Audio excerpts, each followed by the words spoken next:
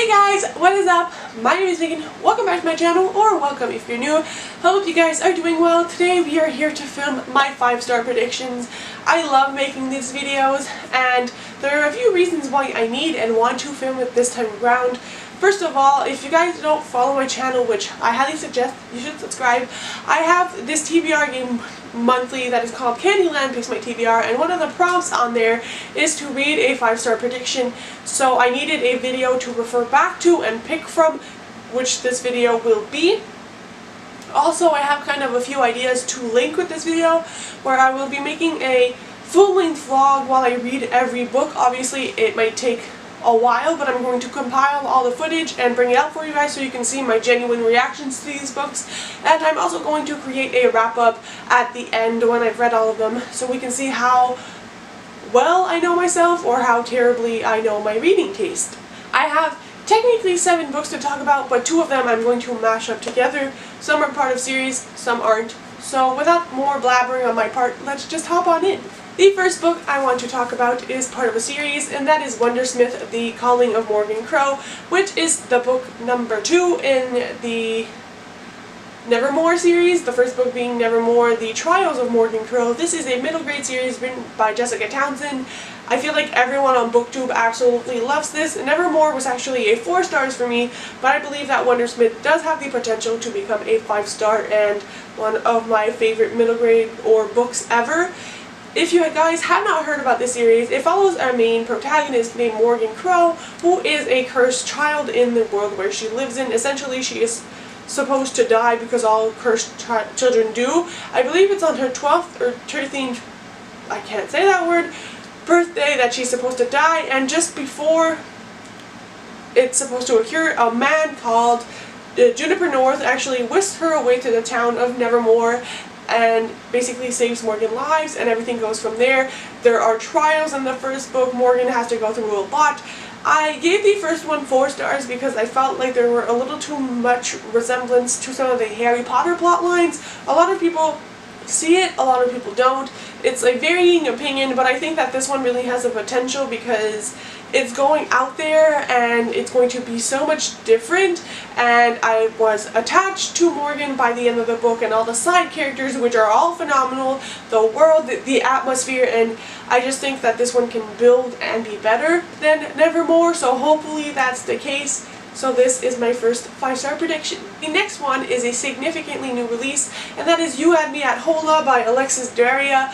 This is a adult romance slash rom-com, and it's kind of based on a telenovela where both of our main characters are actors and have to work together, and I don't know if it's because their chemistry is not really working, so they have to work with each other more off-air, or it's because both of their careers are kind of on edge, so to make sure that this acting job they're both working on goes well, they spend more time together. But I think there's a reason for them being forced to spend time together and then falling in love. I don't know where it's gonna go, but I know it has Latinx representation in here. I believe our main characters, like both of them are, as well as the author, from what I can understand. I'm so excited for this. All the early reviews have been phenomenal. Everybody seems to be loving this and calling it like the romance of 2020, so I have high hopes. It has all the elements I love, and I'm just a sucker for a good romance with diversity, so hopefully this one fulfills all my needs. Then we have a book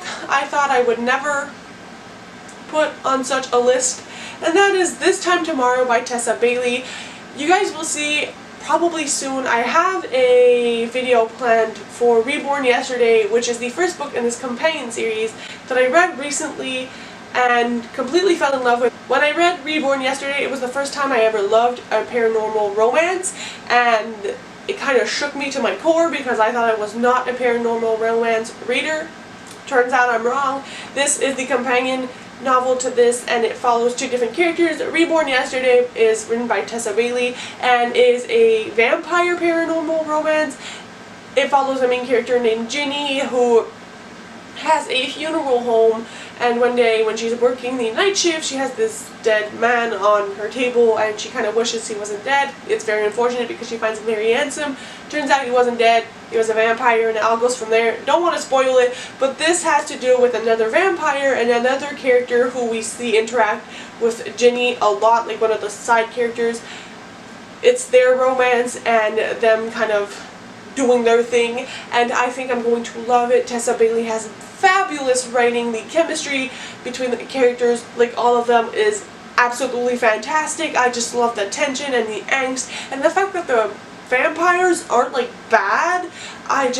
Sometimes I've tried to read paranormal romance and never finished the books because the main like love interest was so annoying and obnoxious, but in these they're like sweet little beans at the same time of being like killer vampires. So I loved it, and I really hope this one is also a 5-star, because it would be great to have like a full-on paranormal romance series that I love. There should be more books in this series, so I'm hoping, I'm projecting, I'm manifesting that this will be a 5-star read. Another book type that I didn't think would eventually make it to a 5-star prediction is The Vanishing Half by Brit Bennett. This is more of a literary fiction. Again, not something I read a lot of or thought I enjoyed, but I have been trying to be more conscious on my reading and reading more by Black authors and just reading books that aren't just, you know, paranormal romance. And this one is something that touches on more important topics, and I really think I'm going to love it. This is a book, I believe, set in the 1930s to the 1950s, from what I've heard people say. It follows two twin sisters who lived in this Black community all their young lives, and at age 16 they both try to run away. It follows them in their future, where one of them has moved out of this town, is now white passing because both main characters are Black, and has a completely different life than she used to when she was a younger teen. And we then also follow her sister, who's clearly a person of color, in her Black community that she unfortunately went back to with her daughter. It's how they live completely different lives based on the color of their skins, but it also has to do with intergenerational stories, because it also follows both their daughters later on. I believe the woman who is white passing has a husband who's kind of unaware of her past, and it's just kind of like their story. It sounds absolutely beautiful. I love anything that has to do with sisterly relationships and social inequalities. I think it's really important to read about them and acknowledge them, and I really think this one is going to be fantastic. I've heard so much praise for this book, and just the concept and the ideas that are put through with this book are genuinely very interesting to me, so that's why I'm hoping it's a 5-star read. Then we have the two books I want to mash up together, and that is Escaping from Houdini and Capturing the Devil by Kemmer. They are book 3 and 4 in the Jack the Ripper series. Stalking Jack the Ripper was the first book, Hunting Prince Dracula the second book. These are my brand, people, and I have yet to finish them because I'm a freaking chicken.